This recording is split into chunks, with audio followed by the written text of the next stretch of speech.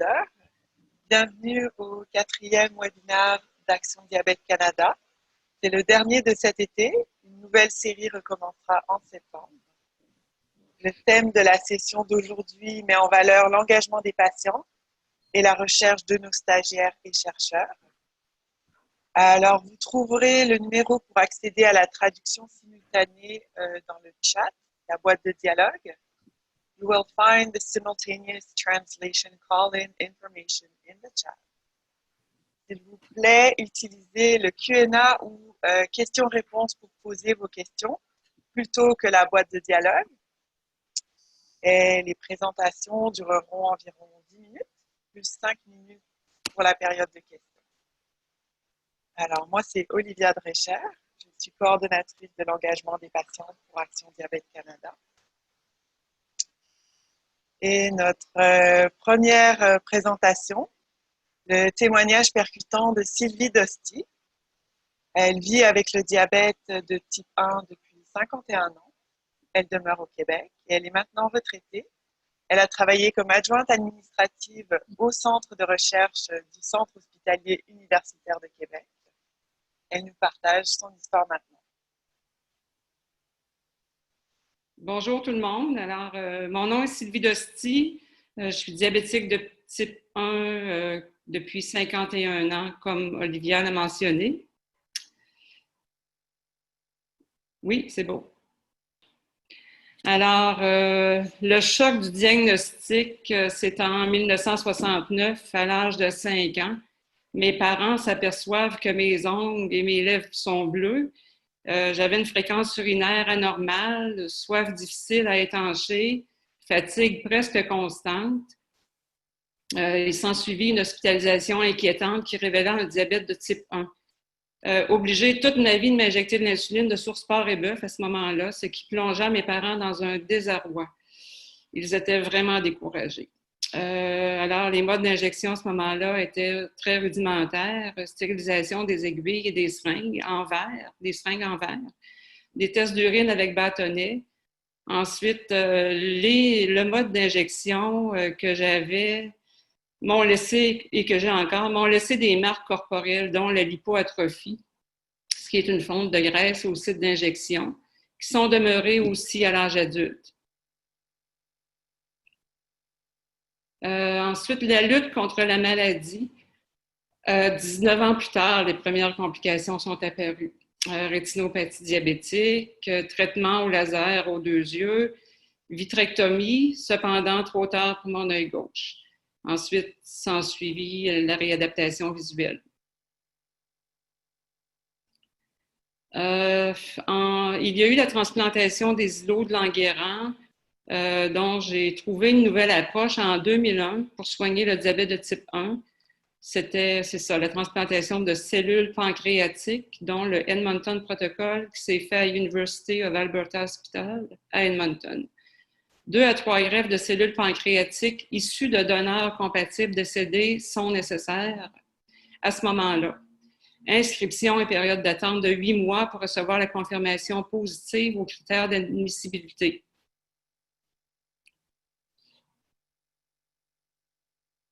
Avant, pendant et après la greffe de cellules pancréatiques, bon, on m'a expliqué lorsque je suis arrivée à Edmonton que tous les facteurs de risque et les avantages. Ensuite, il y a eu un temps de réflexion et décision finale de ma part. La 4e journée en Alberta, j'ai eu un bilan de santé complet et retour au Québec. Par la suite, j'ai eu une intervention pré-greffe afin de préparer mon corps à la transplantation, dont j'ai eu l'ablation d'un kyste ovarien, greffe de gencive, prise de médicaments contre le bacille de la tuberculose que j'ai pris pendant 9 mois. Parce qu'à Edmonton, il y avait découvert que j'avais le bacille de la tuberculose. C'est beau, Tracy. Ensuite, période d'attente de 3 ans pour la première greffe, remise en question, bouleversement émotif et anxiété. J'ai trouvé ça très long, 3 ans d'attente. Finalement, reçu un appel d'Edmonton vers 23 h le 26 juillet 2005. On m'avisait qu'un donneur était compatible. Je demeurais à Québec à ce moment-là et je devais être à l'University of Alberta Hospital le lendemain matin pour 8 h. C'est beau. Pas de vol la nuit, le personnel médical d'Edmonton accepta que j'arrive 4 heures plus tard. Vol d'espoir m'est venu en aide pour la portion aérienne de mon périple et la RAMQ pour la portion médicale. La première greffe, je suis désolée, un petit peu d'émotion. La première greffe améliora ma qualité de vie de 80%. Je pouvais dormir tranquille sans avoir à surveiller les hypoglycémies nocturnes. C'est beau, Tracy. Plus contrainte aux heures de repas fixes, c'était merveilleux. L'insuline a été réduite de 50% et plus d'hypoglycémie ou d'hyperglycémie. Quel bonheur! J'étais vraiment heureuse. La deuxième greffe, 15 novembre 2005.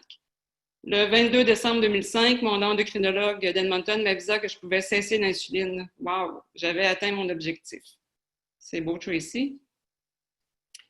Je dois prendre des médicaments thyroïdes et surveiller ma diète. Interdiction de viande et poissons crus et fromage au lait cru. Je pouvais quand même profiter pleinement de la vie. Des effets secondaires, dont des démangeaisons aux bras et aux jambes, quelques ulcères dans la bouche et mes ongles se sont émincés à cause des médicaments thyroïdes, bien entendu. Printemps 2007, empoisonnement alimentaire et nécessita 1 mois d'hospitalisation. Ensuite, décembre 2008, j'ai eu un autre greffe. Je dois prendre des médicaments thyroïdes. OK. Bon. Alors, joie et déception. 2 ans et demi sans insuline. Fameux. Perte de cellules pancréatiques et retour aux injections d'insuline. Tracy? OK. À ce jour, pompe à insuline, lecteur de glucose en continu et je suis en excellente condition physique. OK. Je vous remercie de m'avoir écouté. Alors, je passe je demande à Olivia de reprendre la parole. Merci.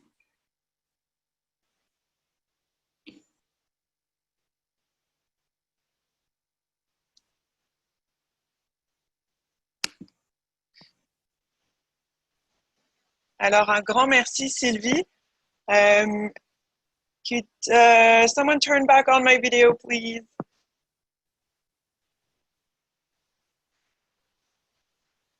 Okay. Excellent, merci beaucoup, Sylvie. Alors, on vient d'entendre le témoignage percutant de Sylvie Dosti. Et la prochaine présentation de Ruth Ndjabou.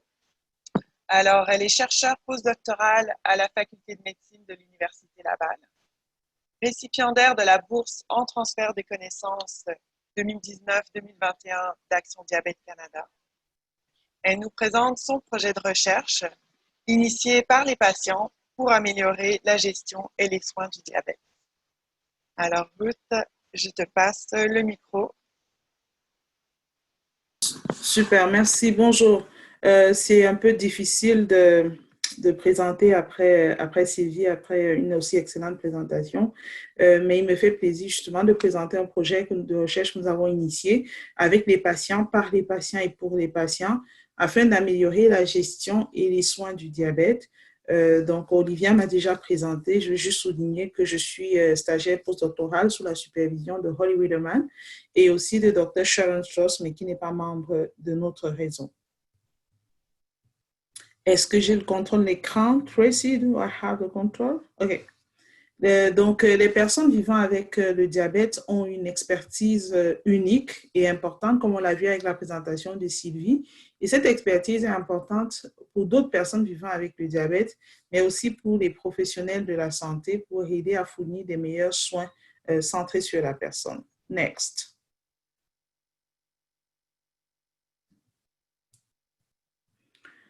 Notre projet a 3 phases. En fait, initialement, on avait prévu 2 phases, mais vous allez comprendre pourquoi j'ai eu 3 phases pour ce projet. Dans la phase 1, notre objectif, c'était de décrire les connaissances des patients au sujet de comment bien vivre avec le diabète, mais aussi d'identifier comment les professionnels de la santé pouvaient fournir de meilleurs soins de diabète. Next. En 2017, nous sommes allés à Toronto à la réunion annuelle de d'Action Diabète Canada quand on pouvait encore se rencontrer en personne. Et nous avons rencontré 21 personnes vivant avec le diabète, différents types de diabète. Et aussi, parmi ces personnes, il y avait des aidants naturels. Nous avons fait des entrevues vidéo de leur histoire en fait de vie. Next. Et ces entrevues ont porté sur 3 questions. La première étant, qu'est-ce qui vous fait sentir en santé? La seconde étant, quelles connaissances, sagesse et conseils aimeriez-vous partager avec d'autres personnes vivant comme vous avec le diabète au sujet de comment bien vivre avec le diabète? La troisième question était un peu similaire à la deuxième, mais concernait les professionnels de la santé afin de les aider à fournir de meilleurs soins. Les points clés de la phase 1 nous montrent que la communication est quelque chose d'absolument important pour les patients. Ensuite, qu'il faut tenir compte d'un contexte global. Avec, par exemple, l'intervention de Sylvie, on voit le problème de vol. Parfois, on n'y pense pas, mais c'est ce genre de questions que les patients soulevaient. La sécurité culturelle et le soutien social sont cruciaux. C'est-à-dire que les personnes ont besoin d'être soutenues par leur entourage, mais aussi d'avoir les soins qui correspondent à leur culture. Le côté, la compétence culturelle était particulièrement importante pour les personnes autochtones. À partir de ces vidéos individuelles, nous avons assemblé des segments de vidéos qui correspondaient à ces 3 résultats principaux afin d'aider les cliniciens à mieux s'impliquer avec les patients dans les soins médicaux. La première phase a été publiée, donc pour ceux qui seraient intéressés à avoir plus de détails, toutes les informations sont présentes dans la diapo. Alors, à la phase 2, nous avions pour objectif d'évaluer si les modules vidéo que nous avions créés à la phase 1 permettaient d'augmenter en fait les connaissances et les émotions des patients, mais aussi d'augmenter les connaissances et l'empathie des futurs professionnels de la santé. Donc, nous visions essentiellement des personnes inscrites dans des disciplines qui sont impliquées dans la prise en charge du diabète. Nous ciblions 30 participants. Et ce qui était prévu, c'était de faire des tests dans des laboratoires où on pouvait avoir un suivi de regard, où on pouvait aussi capter finalement le ressenti émotionnel sur la peau et demander aux gens de s'auto-déclarer par rapport à certaines questions sur ce qu'ils trouvaient important. Alors que nous étions en plein laboratoire, nous avons eu l'arrivée du coronavirus en 2019 et donc on a dû cesser toute étude au laboratoire parce que comme vous pouvez le voir avec mon collègue Martin, c'était impossible de maintenir la distanciation sociale, mais aussi parce que nous travaillions avec des personnes vivant avec le diabète qui à ce moment-là étaient présentées comme des personnes hautement vulnérables. Alors, nous avons dû passer à la phase 3. Donc, on s'est réinventé et on a décidé de présenter les modules vidéo d'apprentissage aux étudiants en médecine et de déterminer si ces outils changeaient leur réponse aux scénarios cliniques et le sens de l'importance qu'ils accordaient à certaines compétences médicales. Vous comprendrez mieux ce qu'il en est. La méthode que nous avons utilisée pour cette étude dite d'intervention, c'est une étude pilote pré-post randomisée. C'est un ensemble de gros mots, mais c'est simple à comprendre. Ce que ça veut dire, c'est que tous les étudiants en médecine ont vu les mêmes vidéos. Donc, ça, c'est la portion au sein des sujets. Ils ont vu les mêmes vidéos et ils ont répondu aux questions concernant l'importance des différentes compétences avant et après avoir vu les vidéos. Donc, la même personne voit la vidéo, répond à des scénarios avant, 3 scénarios, regarde la vidéo et répond à 3 autres scénarios après. Cependant, la location des vidéos, c'est-à-dire la façon dont les personnes obtenaient les vidéos, était faite de façon aléatoire, d'où le terme randomisé. Donc, il y avait 3 paires de scénarios cliniques, ça fait un total de 6. 2 scénarios étaient axés sur les émotions des patients, 2 scénarios sur la sécurité culturelle, 2 scénarios sur des patients qui demandent une prescription, une référence, et puis on avait des cas avec diabète de type 1 et avec diabète de type 2. Les étudiants ont répondu à un scénario choisi au hasard dans chaque paire avant de regarder les vidéos, comme je le disais, et l'autre après. Au total, il y a environ 220 personnes qui participent au cours sur le portail duquel on a implanté ces vidéos.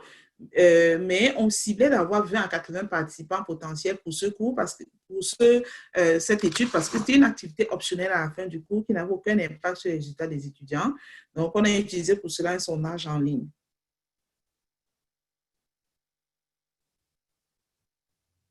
Next, please. Ici, je vous présente un exemple de scénario. Donc, par exemple, Madame N, âgée de 48 ans, une fille de 16 ans, nouvellement diagnostiquée avec le diabète de type 2. Et vous les rencontrez pour la première fois. Le dossier médical de l'adolescente indique que les derniers résultats de glycémie faits les 2 semaines précédentes sont plus élevés que les valeurs normales. Diagnostiquée avec le diabète de type 1, pardon, il y a 4 mois. Donc, on a des informations sur ses données physiques, mais aussi ses tests de laboratoire et ses antécédents familiaux. Et le motif de la visite, en fait, dans ce cas, concernait le ramadan. Donc, comme l'habitude, la famille devait pratiquer le ramadan et la maman voulait savoir si c'était sécuritaire pour sa fille de rester à jeun du lever du soleil jusqu'au coucher du soleil pour une durée de 40 jours. L'étudiant devait décrire son attitude, ce qu'il dirait ou ferait.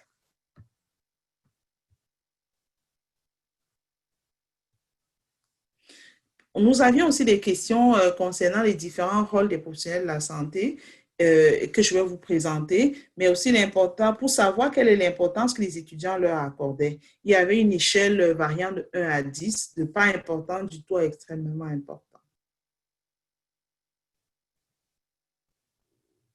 Donc, pour les résultats préliminaires que je vous présente maintenant, nous avons, c'est basé sur 25 participants, 15 qui ont répondu au scénario avant la vidéo, 10 après. Les données que je vais vous présenter sont des données quantitatives sur le score que les étudiants ont donné au rôle, c'est-à-dire notre deuxième objectif qui était de savoir quelle importance ils donnent aux compétences médicales. Mais les données sur les analyses qualitatives, dont la réponse au scénario, la rétroaction, sont à venir. Tantôt, je vous parlais de 6 compétences. Donc, il s'agit des compétences que nous avons tirées du cadre théorique CANMED, qui est le protocole finalement des rôles et des compétences attendues des étudiants en médecine. Il y a la communication, collaboration, érudit, c'est-à-dire les connaissances académiques, gestionnaire, professionnel, promoteur de la santé. Donc, ce qu'on observe, c'est que dans 2 compétences, érudits et professionnels, on a une baisse du score chez les personnes qui ont répondu au scénario après avoir vu les vidéos et une baisse légère du score de la communication. Par contre, on voit que la communication est encore une fois très importante, même pour les personnes qui étudient en médecine.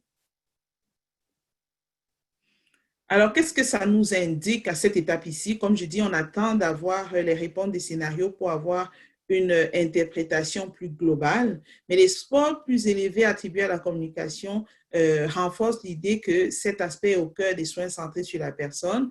Le fait que nous n'ayons pas observé de grandes différences entre les scores moyens suggère que les scores sont interreliés et qu'il est difficile en fait de les évaluer de façon séparée. Et le fait que les scores moyens étaient plus faibles pour les rôles d'érudits et de professionnels dans le groupe après vidéo suggère que le fait que les étudiants aient écouté la perspective des patients sur les soins du diabète peut avoir atténué l'importance qu'ils donnent aux rôles qui sont liés au savoir académique, au savoir théorique par rapport à l'importance qu'ils donnent aux rôles qui sont liés au comportement. On sait que la communication, la collaboration, c'est beaucoup plus lié au savoir-être. Et puis, il y en a d'autres qui sont liés au savoir. Maintenant, il faut dire que généralement, dans le domaine des questionnaires, quand les individus ont déjà donné une note élevée à des scores, il est difficile qu'ils augmentent la note de la compétence, dans ce cas-ci qu'ils auraient trouvé la plus importante. Ce qui arrive généralement, c'est qu'ils vont diminuer plutôt les notes des scores auxquels ils accordent le moins d'importance, et c'est peut-être ce que nous avons observé ici. Les prochaines étapes pour cette phase, c'est d'évaluer les réponses qualitatives des étudiants, d'améliorer les modules vidéo d'apprentissage en fonction de la rétroaction qu'on aura reçue et de faire une autre intervention avec les matériels révisés. Nous envisageons de refaire la même procédure dans 6 mois et aussi d'avoir un suivi, donc de le faire avec avant, après, dans le temps, pas seulement au niveau des individus. Nous voulons aussi partager la perspective des patients et les résultats dans des réseaux pertinents, dont Action Diabète Canada. L'engagement des patients partenaires avait une place centrale dans ce projet parce que les questions de recherche que nous avons élaborées étaient basées sur l'expérience vécue des patients et sur la conversation que plusieurs patients ont eue, notamment avec notre chercheur principal, Dr. Holly Wiedemann, avant que nous ne fassions l'étude. Donc, c'est vraiment, cette étude est vraiment née d'une préoccupation et d'un besoin des personnes vivant avec du diabète, surtout des patients partenaires au sein de ces réseaux. Les entrevues vidéo des patients ont été faites en collaboration avec les patients partenaires. Donc, on a eu l'aide d'un patient pour prendre certaines vidéos, mais aussi une étudiante autochtone en médecine de famille. Nous avons créé des modules qui ont été révisés par les patients. Nous avions un comité de 9 patients qui a révisé chaque étape de notre interprétation de résultats et qui collabore en titre de co-auteur aux articles. Et enfin, nous planifions l'application des connaissances toujours avec les patients qui restent vraiment collaborateurs de ce projet. Les leçons apprises pour ma part, ça a été de reconnaître le fardeau des personnes vivant avec le diabète et que ce fardeau, il y a un fardeau qui vient du vécu de la maladie, mais aussi un fardeau qui vient du fait que nous les sollicitions pour avoir leur expertise et que nous devons, c'est important de permettre aux patients de se retirer pour différentes raisons, que ce soit parce que c'est un fardeau, parce qu'ils ont un autre intérêt. L'importance d'adapter le langage et la présentation. Par exemple, il y a eu des cas où des patients, à cause de leurs soins, à cause d'une hospitalisation, d'une indisponibilité, ne pouvaient simplement pas lire les questionnaires. Nous avons trouvé important parfois de faire des appels pour les aider à passer au travers, réinventer les études de l'engagement des patients durant une crise comme celle que nous avons connue. Donc, tout ça pour dire que le fait d'adapter la plupart, sinon toutes les stratégies et les outils aux patients a aidé au renforcement des capacités dans notre projet axé sur le patient. Un merci tout particulier à Action Diabète Canada, dont je suis boursière, mais aussi à la société Society of Medical Decision Making, qui finance aussi une partie de mes travaux de recherche. Je vous remercie. Alors, un grand merci, Ruth, pour ta présentation. On a une question d'une de nos participantes. Alors, je vais te la lire. Votre projet est qualifié de projet initié par les patients. Pouvez-vous nous décrire le rôle des patients à l'amorce du projet? Comment vous ont-ils approché? Merci. Oui, donc c'est partiellement ce que j'ai expliqué. Je l'ai expliqué peut-être à la fin. J'imagine que la question est peut-être arrivée avant. Exact, un petit peu avant. C'est ça. Donc, moi, je n'ai pas été personnellement, donc je suis arrivée quand l'amorce était déjà faite. Mais comme je dis, c'est lors des rencontres avec des chercheurs impliqués dans ce projet, avec des patients. Alors, des enquêtes, il y a aussi Dr. Josh Dorpa qui a fait comme un sondage, qui est un article publié d'ailleurs, sur lequel on s'est aussi appuyé, où les patients finalement expriment leurs besoins en termes de recherche, en termes de préoccupation aussi, de façon générale, mais aussi dans l'implication du partenariat avec les chercheurs. Donc, nous sommes inspirés de tout cela. Puis, nous avons eu un comité de patients dès le départ que nous avons consulté, dont certains qui sont, dont 2 patients autochtones, une personne et des personnes vivant avec diabète type 1, type 2. Et donc, les questions aussi que nous avons développées ont été envoyés à tous les patients du réseau avant pour avoir leurs commentaires et rétroactions que nous avons ajustés avant de commencer la collecte des données. Donc, je ne sais pas si ça répond à la question. C'est super. Merci beaucoup, Ruth. Merci. Alors, je rappelle à tout le monde que vous pouvez déposer vos questions au présentateur dans la petite boîte de dialogue questions et réponses en bas de votre écran. Pour la prochaine présentation, on a Chumus Manoubi, qui est étudiante au doctorat à l'Université de Montréal en sciences de réadaptation, récipiendaire de la bourse doctorale de Diabète Action Canada et sous la direction de Brigitte Vachon et de Dalia Kari. Alors, Chumus Manoubi, je te laisse la parole.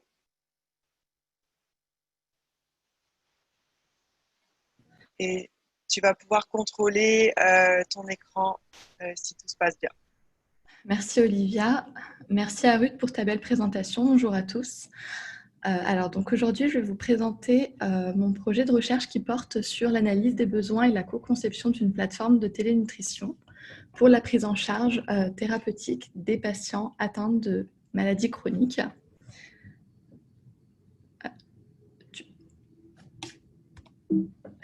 Alors donc le contexte. Donc aujourd'hui, le fardeau des maladies chroniques. Donc aujourd'hui, les maladies chroniques touchent près de 44% des adultes de plus de 20 ans au Canada.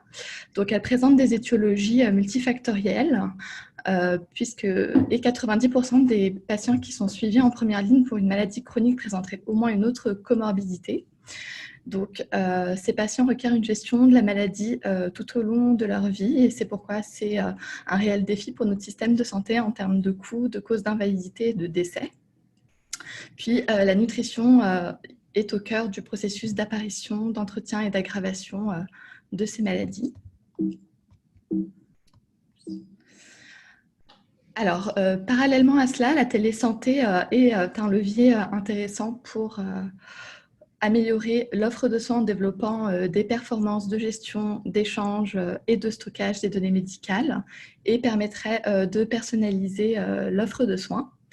Donc également, elle permettrait de réduire les coûts, les disparités géographiques et les disparités économiques.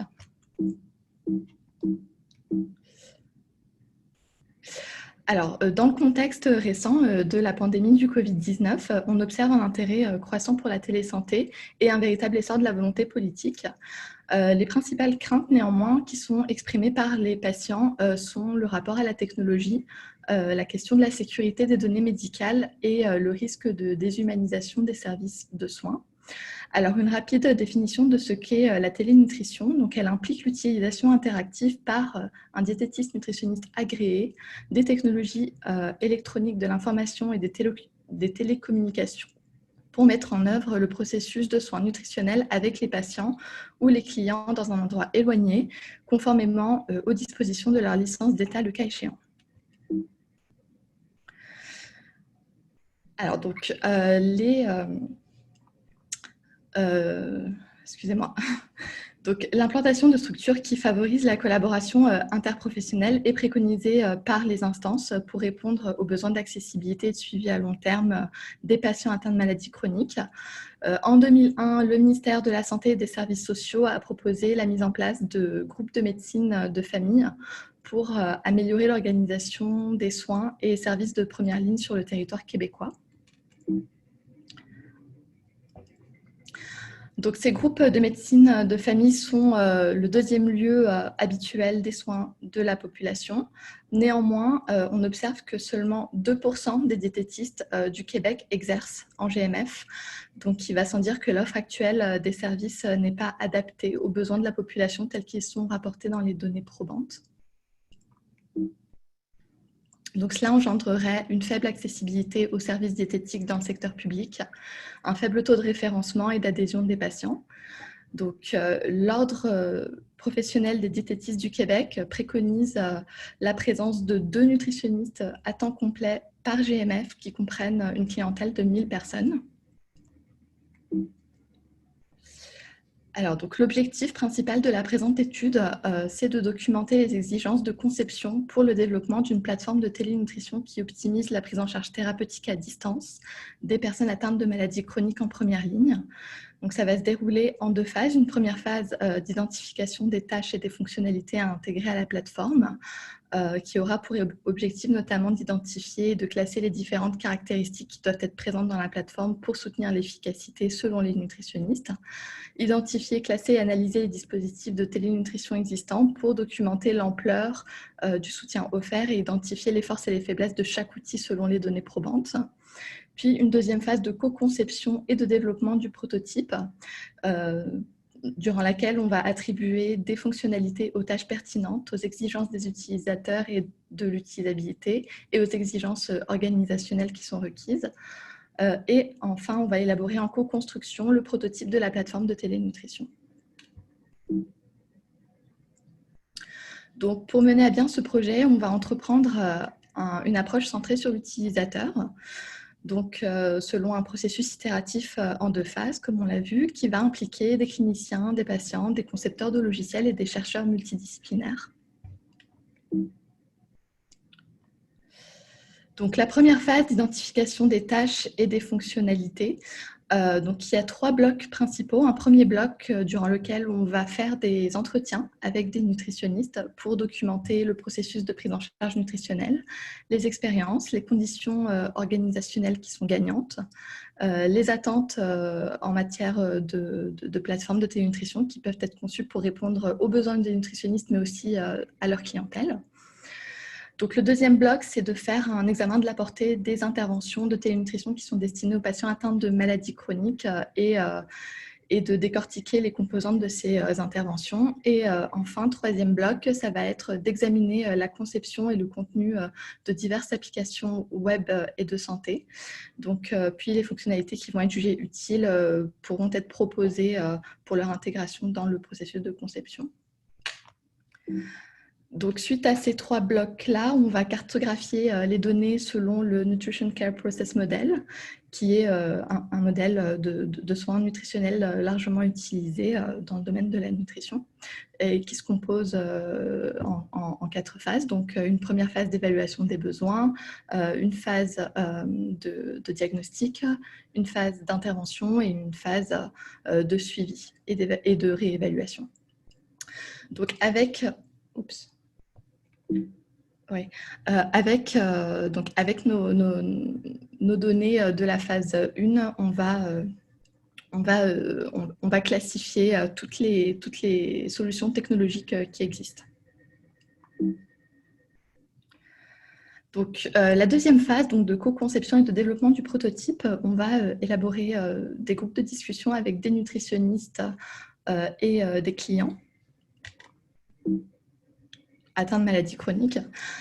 Et on va proposer donc 3 ateliers. Donc, ça va se dérouler selon un premier atelier qui va permettre de planifier l'attribution des tâches entre la plateforme et les utilisateurs à partir de la cartographie qui a été développée en phase 1.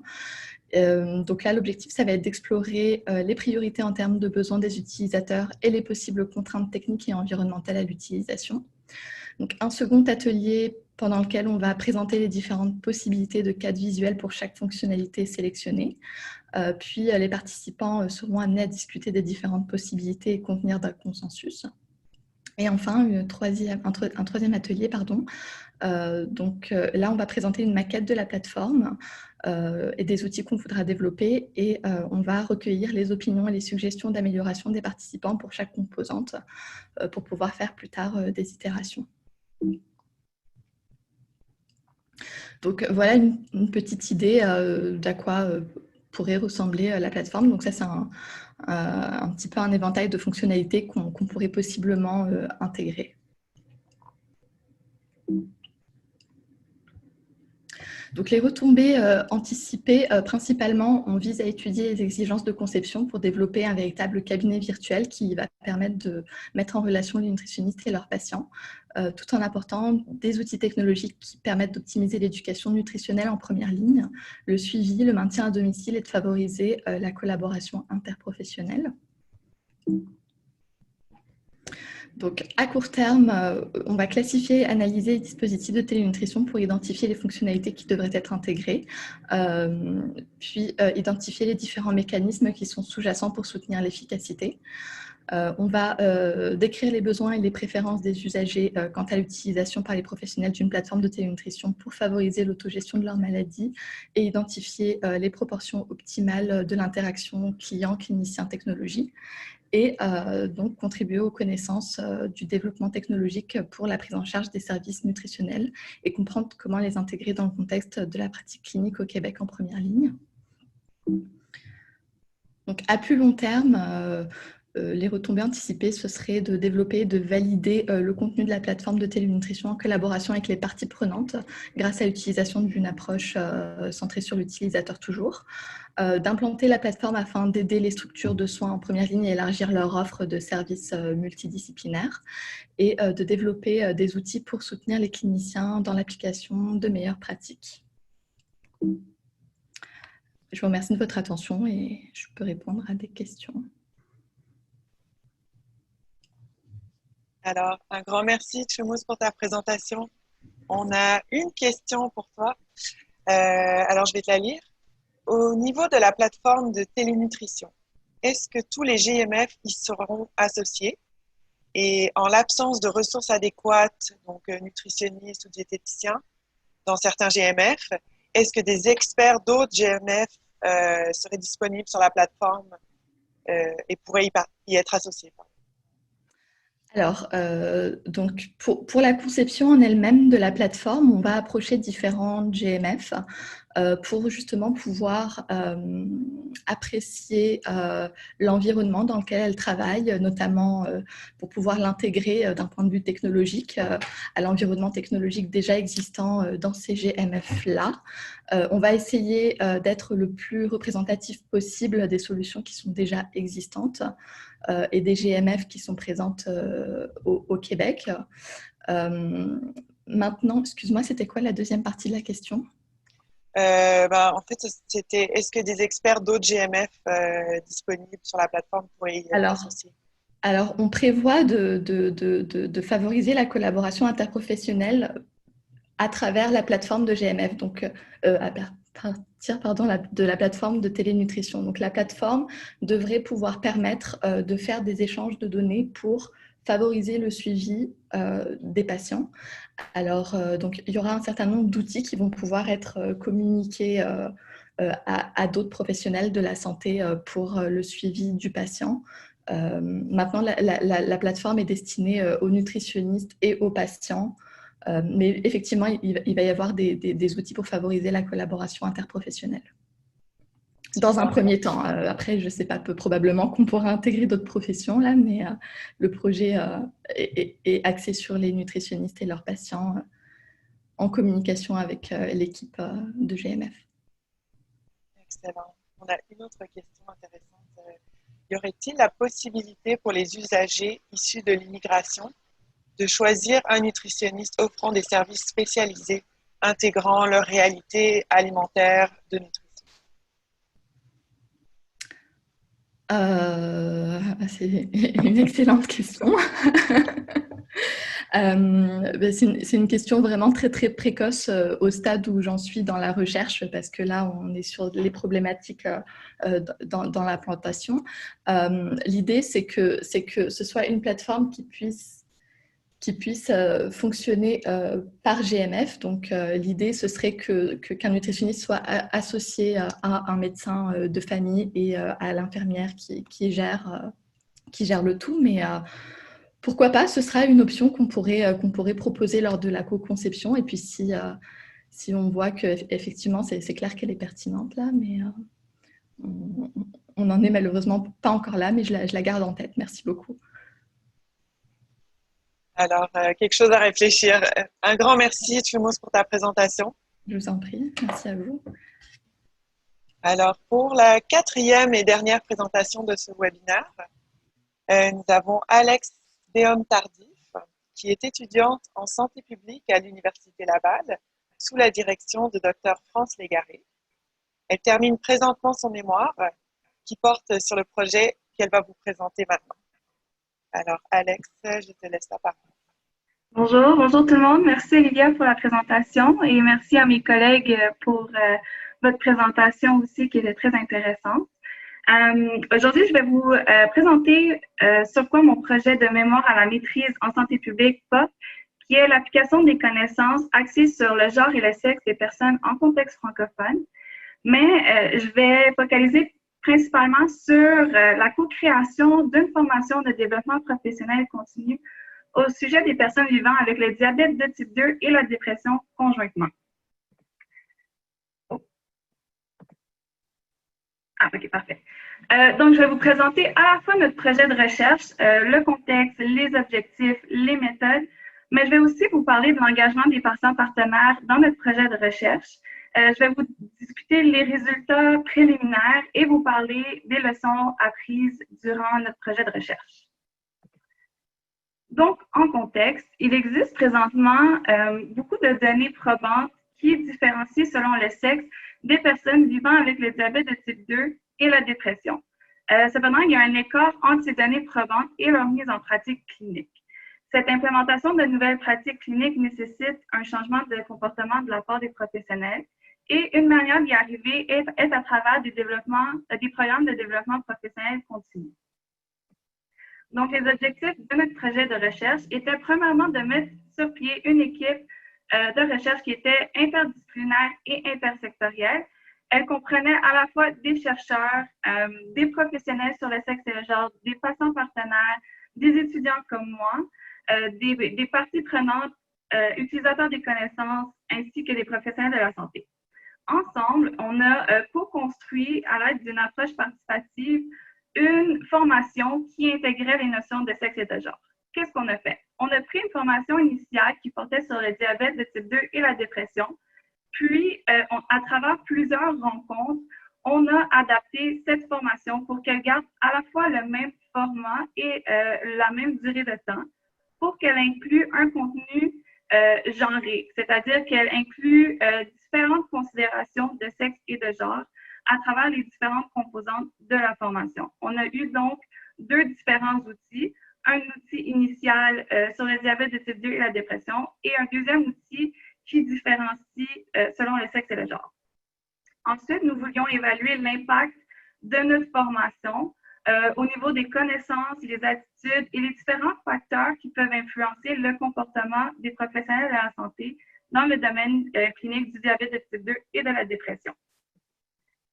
Nos méthodes, nous avons fait une étude expérimentale. Elle était contrôlée mais non randomisée, c'est-à-dire que nos participants, qui étaient les professionnels de la santé qui participaient à la formation, pouvaient choisir s'ils voulaient atteindre une formation qui portait sur le sexe et le genre ou la formation initiale. Et donc, ensuite, nous avons eu une mesure d'impact qui était post.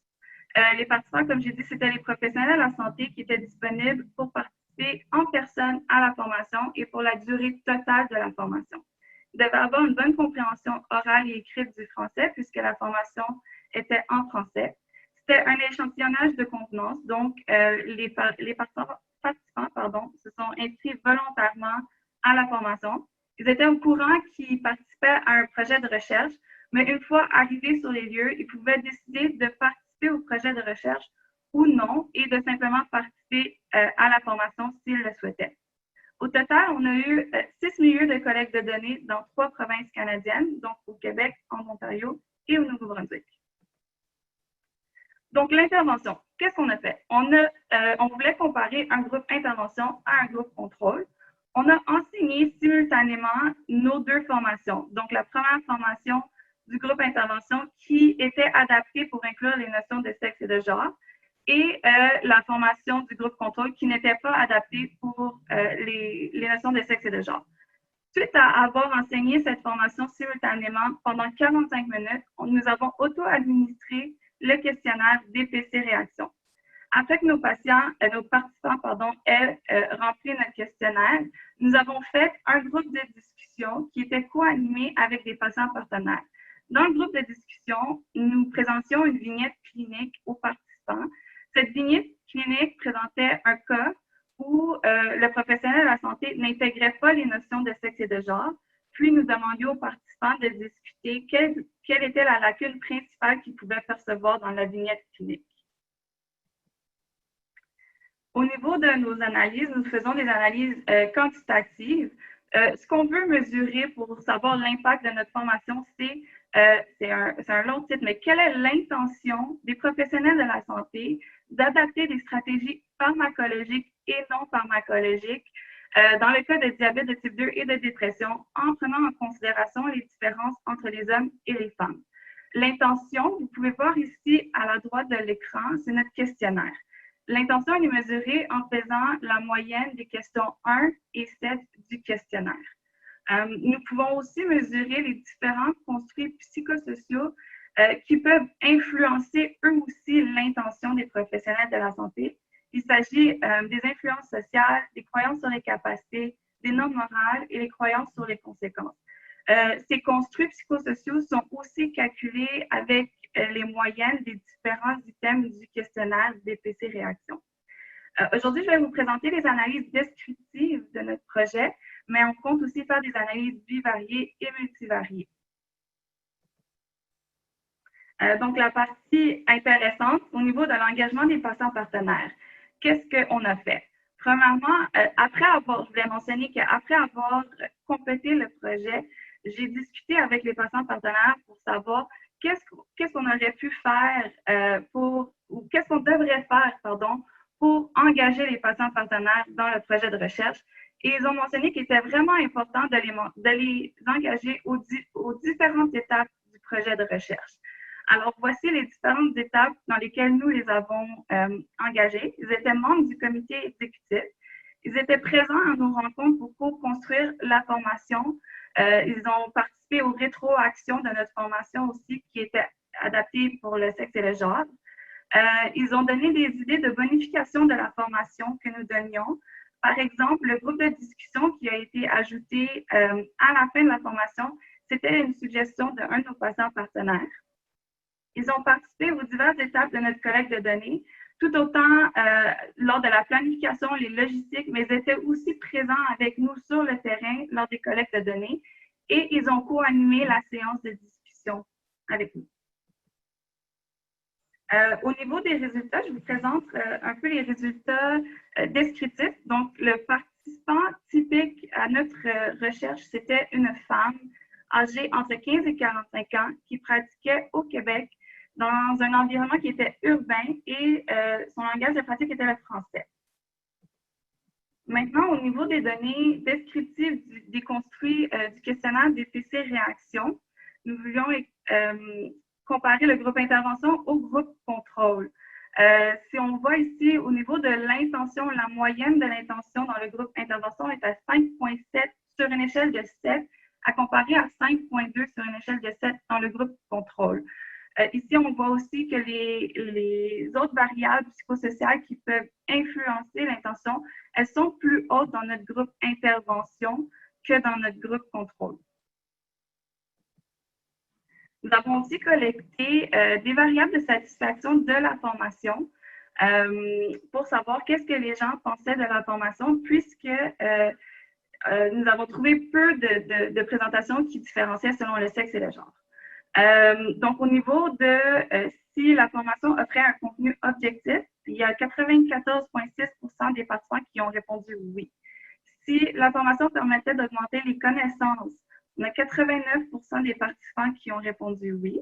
Et s'ils participeraient à une formation similaire, 85,5% des participants ont répondu oui. Et finalement, une question que je trouve particulièrement pertinente dans le contexte de la COVID-19, c'est si les participants souhaiteraient que la formation soit adoptée en format en ligne. Alors, 54,5% des participants ont répondu oui. Donc, qu'est-ce que nos résultats préliminaires, qu'est-ce qu'on peut voir en ce moment, c'est que l'intention semble être plus haute dans le groupe intervention que dans le groupe contrôle. Il reste encore à faire des analyses statistiques pour voir si cela est statistiquement significatif. Et nous pouvons voir aussi que les autres variables psychosociales associées à l'intention sont plus hautes dans le groupe intervention que dans le groupe contrôle. Nous avons aussi fait un suivi à 3 mois pour voir si l'impact de la formation, elle se poursuit dans le temps.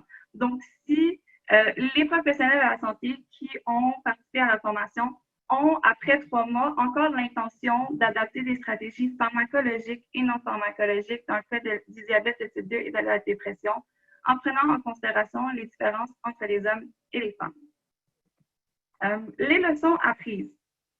Premièrement, nous avons documenté dès le début de notre étude qui a commencé en 2018 tout le processus qu'on a fait, donc la mise en place d'une équipe multidisciplinaire, notre collaboration avec les patients partenaires. Donc, nous avons pu démontrer un concept qu'il est possible dans divers domaines de la santé de mettre ensemble une équipe multidisciplinaire pour adapter une formation pour le sexe et le genre. Donc, ce n'est pas restreint seulement au diabète de type 2 et de la dépression. On a eu certaines contraintes, par exemple, au niveau des milieux de formation, la discussion n'était pas toujours possible parce que le temps alloué qu'on avait était restreint à 1 heure. Nous voulions cependant vraiment intégrer la discussion parce que c'était un bel ajout de bonification à la formation. Donc, nous avons tout de même enseigné la formation restreinte, offerte, si on veut, pardon, la formation restreinte en format 1 heure sans la discussion, mais aussi dans les milieux où nous pouvions avoir un temps plus grand alloué à notre formation. Alors, nous avons offert la discussion. Finalement, le contenu a été, au niveau de la discussion, grandement enrichi par nos patients partenaires. Ce qu'on a pu apprendre, c'est que c'est excessivement important d'intégrer le patient partenaire dès le début du projet pour que celui-ci sache qu'est-ce qu'on s'attend de lui, mais aussi comment utiliser ses outils et son expérience pour venir bonifier notre projet de recherche. Et puis, en fait, merci à tout le monde qui ont collaboré dans le projet, particulièrement à Diabète Action Canada qui nous ont offert plusieurs ressources. Et si vous avez des questions, vous pouvez me rejoindre à l'adresse courriel à l'écran. Merci beaucoup. Alors, un grand merci Alex pour ta présentation, c'était très intéressant. Donc, on n'a pas de questions de nos participants. Mais moi, j'en aurais peut-être une pour toi. C'est au niveau de la formation. Est-ce que vous considéreriez qu'un patient partenaire puisse donner la formation aussi en... Définitivement, définitivement. Même que c'est un projet pilote, donc c'est la première fois qu'on faisait un projet de la sorte, mais nous avons vraiment encouragé les patients partenaires à venir avec nous aux collectes de données pour justement participer à la formation et éventuellement être capable d'enseigner cette formation. Ok, merci Alex. Alors, c'était notre dernière présentation du webinaire aujourd'hui. Un grand merci aux présentateurs et à vous tous pour avoir été présents avec nous aujourd'hui. Cela conclut donc ce dernier webinaire d'Action Diabète Canada de l'été et on se redonne rendez-vous en septembre.